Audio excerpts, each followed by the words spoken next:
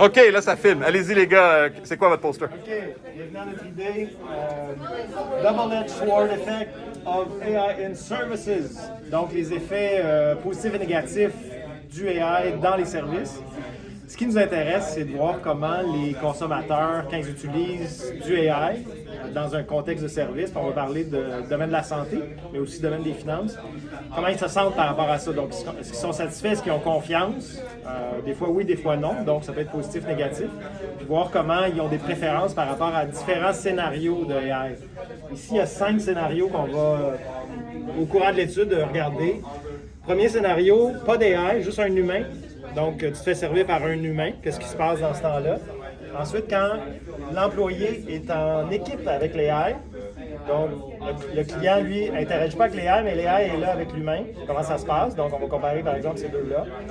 Ensuite, quand il y a juste le AI, mais AI anthropomorphisé, donc avec un côté humain, mais automatisé. Ensuite, Basic AI, c'est un AI, mais pas super sympathique, disons, là, juste une machine. Et finalement, la condition contrôle, c'est celle-là ici, où est-ce qu'il n'y a pas d'AI. Tu fais ton service toi-même. Donc, tu t'informes sur Internet sur une condition de santé, quelque chose comme ça. Donc, ce qui nous intéresse de voir, c'est dans le fond de comparer ces 5 scénarios-là, voir où est-ce que, dans le fond, il y a des éléments qui sont difficiles pour le consommateur. Donc, tout seul, ça demande peut-être plus d'efforts. Celui-là, peut-être que c'est bien, mais la confiance n'est pas autant qu'avec un humain, etc. Donc, on peut voir les côtés positifs, négatifs. Ce qu'on propose de faire, c'est basé sur le Health Belief Model, qui est un modèle assez intéressant là, dans le domaine de la santé, mais on va essayer de voir aussi si on peut le faire en finance aussi. J'en parle un peu. Président, oui. Bon, pour le Health Belief Model, Parle fort, Yannick. Le Health Belief Model, c'est le matin, excusez-moi, c'est pour ça que j'ai ma voix sexy. Il y a principalement 2 grandes dimensions. La première, c'est l'idée de threat assessment.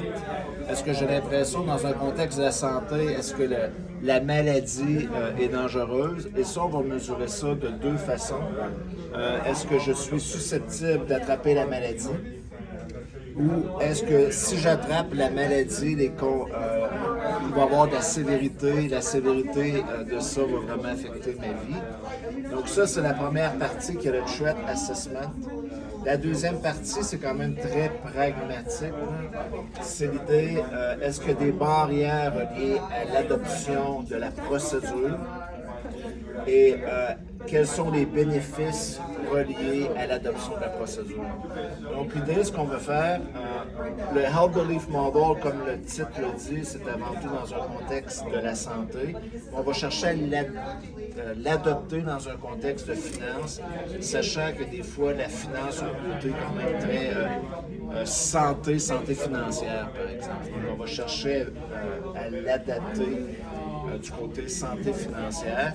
Et ce qu'on veut faire dans un premier temps, c'est faire du scenario-based experiment. On veut tester avec des scénarios parce que c'est moins cher et voir les différentes réponses à nos 5 manipulations de base.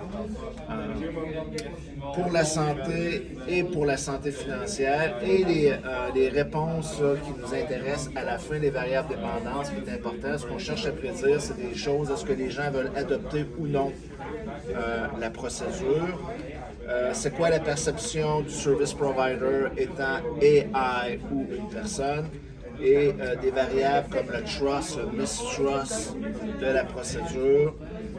Est-ce que les gens ont l'intention de réutiliser?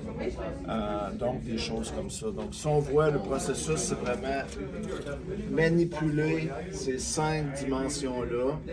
Notre théorie, notre process, c'est le Health Belief Model avec 4 dimensions. Et à la fin, nos variables dépendantes, c'est des variables d'adoption, de confiance. Est-ce qu'on veut l'utiliser? Yannick, pourquoi c'est un projet ambitieux? C'est quoi la contribution que vous allez faire de ça? Pourquoi c'est important de faire ça? Cette idée-là de combiner AI et personne, c'est quelque chose qui n'a pas été fait. Puis nous, une de nos hypothèses, c'est que dépendamment des dimensions, il va y avoir des réponses favorables et des réponses qui sont négatives. On peut avoir plus confiance à l'employé. Par contre, le côté pratique va être beaucoup plus faible.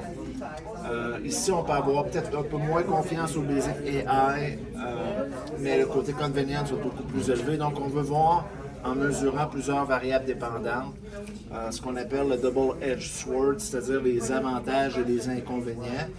On pourrait s'attendre à trouver, dépendamment des conditions, là, des réponses contre-intuitives. Quel genre de journal scientifique là, vous comptez viser avec une contribution comme celle-là? C'est sûr que nous, on est en marketing avant tout. Les journaux, on a du succès avec Sylvain et les autres. Je dirais, c'est Journal of the Academy of Marketing Science qui est en plus. Journal of Service Research. Donc, ce genre de journaux-là, des bons A+, des A en marketing qu'on connaît bien. Un des éléments qu'on veut regarder en santé, c'est vraiment sur un diagnostic. Donc, tu utilises un AI pour avoir un diagnostic. As-tu confiance de ce qu'il te dit ou pas? En finance, on va rajouter une twist. On va regarder la décision financière, par exemple, d'investir ou pas. Puis là, on pourrait avoir, par exemple, un investissement plus responsable, moins payant, puis moins responsable, plus payant. Puis voir, dans le fond, quand la recommandation vient d'un AI, est-ce que tu te sens jugé autant qu'avec un humain, par exemple? Peut-être avec un humain, ta décision va être plus responsable, tu vas aller plus vers des fonds responsables. Donc, cet élément-là est intéressant. En healthcare, on ne va pas trouver la twist comme ça de décision, mais en finance, on peut ajouter cette twist-là. Ça devrait être le fun. Un autre élément, c'est que les entreprises, évidemment, que si on dit ben, choisissez entre humain et AI pour donner votre service, ben, on va plus aller vers la technologie parce qu'à terme, c'est moins coûteux. Ouais. Mais c'est vraiment la bonne affaire. T'sais, si moi je vais là, j'ai du AI, j'ai ma réponse, mais je fais pas confiance, ben, je vais rappeler et je vais aller parler à l'humain. Fait que ça vaut pas tant la peine peut-être pour ce service-là de le donner par AI. Fait que cet élément-là est intéressant aussi. En termes de timeline, ben, l'éthique bientôt parce qu'on est assez prêt pour la première étude. Cet été, on va aller dans les choses en ligne.